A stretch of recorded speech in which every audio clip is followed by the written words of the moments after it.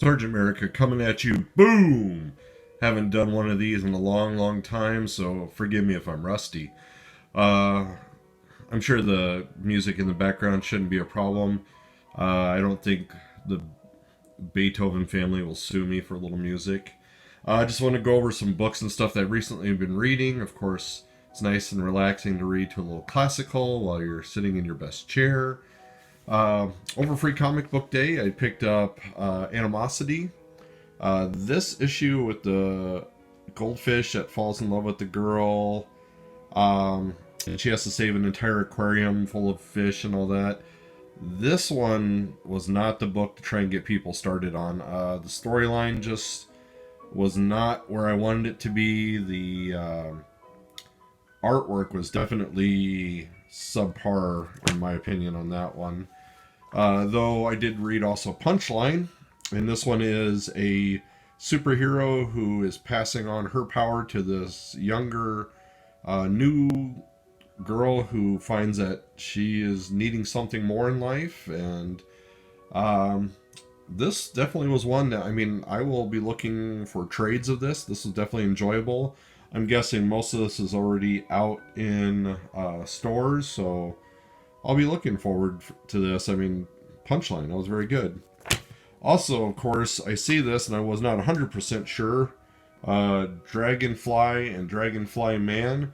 I believe it's The Other World is that actual name of the comic. It's going to be where two different Wasp or Green Hornet or Batman-like characters cross over. The 66 Fun Time and the Dark Knight. Trade worlds. This one is just each of them in their own universe. It was super enjoyable. I mean, this is just really good writing, excellent artwork. The comparison of the two styles is amazing. And for a writer to be able to do that, I'm definitely getting my kicks off of that one. Also, recently I picked up Captain America issue 315. This is mainly about bad guys. When you flip open to the first page, they're doing an autopsy on MODOK. So, I mean, it's going to be very interesting to read this one. This one is definitely mainly about the villains. So, and Captain America is captured. I am going to enjoy that one deeply. I have not gotten that deep into my pile yet. I just flipped through that one. I also flipped through this one. Just Simple Avengers. 273. These are both dollar wall finds. I was a big fan of the Black Knight, and I liked the series back then, so it'll be interesting to do that. Also flip through this one, Teen Titans number 71.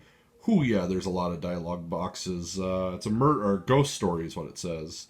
It'll be interesting to see this unfold. I didn't really get too many Teen Titans, but everybody's talking about them since they're on the TV, and it'll be very interesting to read that one.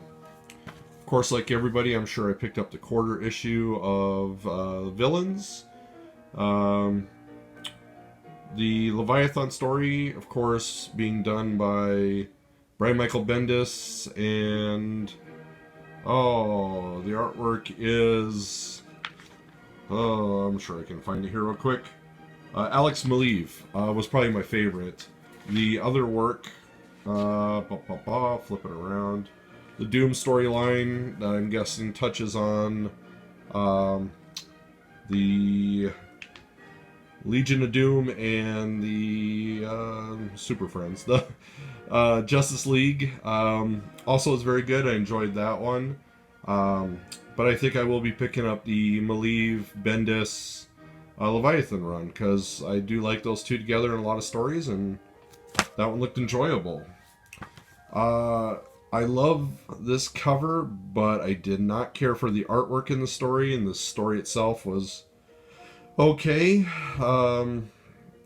Justice League fighting Darkseid. I guess I've seen better Justice League. I've seen recently, better Darkseid with the Mr. Miracle book that King recently has done. So, artwork didn't catch me, and storyline just kind of fell flat for me. Gideon Falls, issue number 13. Of course, I've been loving this storyline. Where it's at now, it's always so difficult to describe because it's now getting into a multiverse idea, and then they're just now fleshing out the truth of the story. Before, I mean, you could say it was this. Before, you could say you thought it was that. Now it's gone from horror to a little something beyond that, so it'll be interesting to continue this. I want it to succeed, so I'm going to keep picking it up by issues, especially since I've already started. This might be something I would say a lot of people will probably go to trade weight on. But of course I also don't want anything spoiled, so I gotta get issue to issue. Speaking about not wanting anything spoiled, Farmhand number 8 was enjoyable. That artwork in here is just phenomenal, of course. Was it Rob Gilroy? Writer, artist. I really feel like he must have carried the weight on Chew, because other things I've seen for the writer of Chew didn't seem to really flush out. This is just spectacular. I mean, this makes me feel like I'm reading Chew again, and I really liked Chew. I really hope everybody was reading that one. So, super enjoyable. I'm just digging it every issue, and of course we get the dog creature back, and I really love that caterpillar dog creature. So, lastly, I decided to give Marvel a chance after a year and a half of not picking up their comics because they dissolve in your hands. This issue seems to be of a better stock. I was a big fan of Agents of Atlas, the original series with Jimmy Choo and all of them. It's definitely a lot of characters. I mean, everybody on this cover plus a couple more were introduced. I've been away, so I don't know who a lot of them are. Most of the core characters I did know. It just seemed like, yeah, they were trying to push a lot. I believe it's a mini series, 6-issue mini at most. And it was good. It was good artwork, good storyline. At $4, am I continuing this? I am not entirely sure. I'm not picking up a lot of books, so maybe I will give Marvel another chance. So this, of course, is the War of the Realms tie-in, so of course it's also a lot of battling of the evil. What was it? The Muspelheim, the fire giants of Muspelheim. So, and then they're in the Asian continents, Korea, Japan, China, and those areas. So, and I think also a little Southeast Asia too. So, some countries may be real, some may not be in the book also. But I think I am. I think I'm going to give them a chance, see what we get out of this. Continuing to enjoy reading comics. I don't have a lot, as you can see. That's actually like 2 weeks worth of comics, including free comic book day. Continuing to enjoy continuously all of the comic stuff I can read, digging back into a lot of my old digitals, whatever I have time for as a young father of a young daughter. It's definitely become difficult to get in as much reading as I used to do. I'm not able to hang out with some of the 605 guys like I used to be able to.